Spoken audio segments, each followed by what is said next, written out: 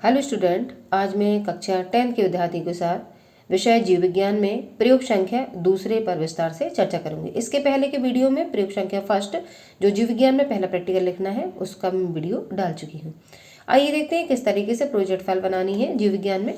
सबसे पहले हम उद्देश्य लिखेंगे। उद्देश्य में हम काले पेन से पेट्रोल एवं डीजल से उत्पन्न वायु प्रदूषण का अध्ययन एवं इसके कम करने के लिए सीएनजी का प्रयोग। तो पेट्रोल डीजल से जो वाहन चलते हैं उसके द्वारा वायु प्रदूषण होता है और उस वायु प्रदूषण को कम करने के लिए हम अल्टरनेट में किस चीज़ को यूज कर सकते हैं। तो हम सीएनजी का प्रयोग करके जो वायु प्रदूषण हो रहा है उसको हम काफ़ी हद तक रोक सकते हैं। दूसरी हेडिंग में हम परिचय डालेंगे, इंट्रोडक्शन। स्वच्छ वायुमंडल में ऑक्सीजन, CO2, नाइट्रोजन एवं अन्य गैसों, जलवाष्प आदि का निश्चित अनुपात होता है। ये सभी को पता है कि वायुमंडल में जितनी भी गैसें हैं उनका निश्चित अनुपात विद्यमान होता है। वायुमंडल में ऑक्सीजन की कमी, CO2 की अधिकता एवं हानिकारक गैसों, धूल, हाइड्रोकार्बन्स आदि की उपस्थिति से वायुमंडल प्रदूषित होता है। अगर इन गैसों का जो निश्चित अनुपात में ये गैसें विद्यमान है एनवायरनमेंट में, अगर ये कम ज़्यादा होती हैं तो निश्चित बात है कि प्रदूषण की समस्या उत्पन्न होती है। आगे देखेंगे, स्वचालित वाहनों में प्रयुक्त पेट्रोल, यहाँ पे मैं छूट गया है। स्वचालित वाहनों में प्रयुक्त पेट्रोल एवं डीजल वायु प्रदूषण के प्रमुख स्रोत बनते जा रहे हैं। सन 2016 में भारत सरकार ने BS5 तथा BS6 नियमों को सन 2020 तक लागू करने का निर्णय लिया है।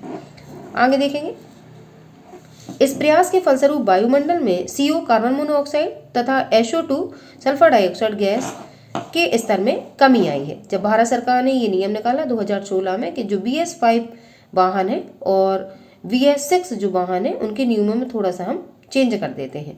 तो नियम चेंज करने के बाद वायुमंडल में जो विद्यमान गैसें थी, कार्बन डाइऑक्साइड प्रदूषण कारण जो इकट्ठा हो रही थी और जो पेट्रोल और डीजल यूज करने से बढ़ती जा रही थी, जैसे कि कार्बन मोनोऑक्साइड और सल्फर डाइऑक्साइड, इनके स्तर में थोड़ी सी कमी देखने को मिली है। आइए आगे देखते हैं, स्वचालित वाहनों से वायु प्रदूषण। स्वचालित वाहनों से होने वाला प्रदूषण एक मानवीय स्रोत है। स्वचालित वाहनों में प्रयुक्त पेट्रोल एवं डीजल से निकलने वाले धुएं में अति सूक्ष्म कार्बन के कण, अदग्ध हाइड्रोकार्बन्स, नाइट्रोजन के oxide, sulphur dioxide, CO2, carbon monoxide, lead के यौगिक आदि पाए जाते हैं। ये वायुमंडल को प्रदूषित करते हैं। पेट्रोल एवं डीजल के दहन मतलब जलने से ऑक्सीजन प्रयुक्त होने के कारण वातावरण में ऑक्सीजन की मात्रा में कमी आती है। इससे प्राणियों का श्वसन तंत्र तथा तंत्रिका तंत्र प्रभावित होता है। श्वसन तंत्र, रेस्पिरेटरी सिस्टम, तंत्रिका तंत्र, नर्वस सिस्टम, ये दोनों ही प्रभावित होते हैं। आंखों में जलन होने लगती है और सिर दर्द होने लगता है। आगे देखेंगे, पौधों की प्रकाश संश्लेषण क्रिया, जिस क्रिया के कारण पौधे अपना भोजन बनाते हैं तथा वृद्धि का संदमन होता है। वाष्पोत्सर्जन की दर भी बढ़ जाती है। जो रेस्पिरेशन सिस्टम होता है प्लांटों में, वो वेपोराइजेशन करके ज़्यादा मात्रा में निकलने लगता है।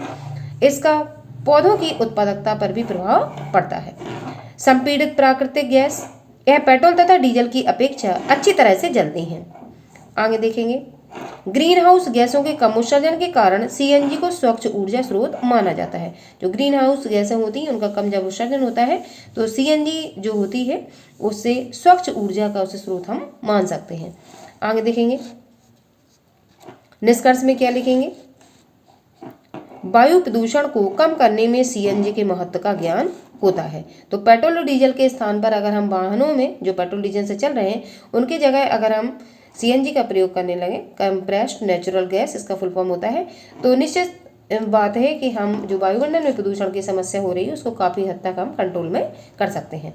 ये आपका बायोलॉजी का सेकंड प्रैक्टिकल है। इस तरीके से आपके प्रोजेक्ट फाइल में 4 पेज रहते हैं, उसमें 2 पेज में आपको पहला प्रैक्टिकल और जो बचे हुए 2 पेज हैं उनमें ये वाला प्रैक्टिस, सेकंड वाला, इतना ही लिखना होता है। टोटल 2 प्रैक्टिकल आप बायोलॉजी में लिखेंगे और 2-2 पेजों में उसको डिवाइड कर देंगे, जिसमें पहला प्रैक्टिकल आपका 2 पेज में और दूसरा प्रैक्टिकल भी आपके 2 पेज में होगा, जिससे आपके जो 4 पेज हैं प्रोजेक्ट फाइल के वो कंप्लीट हो जाएंगे।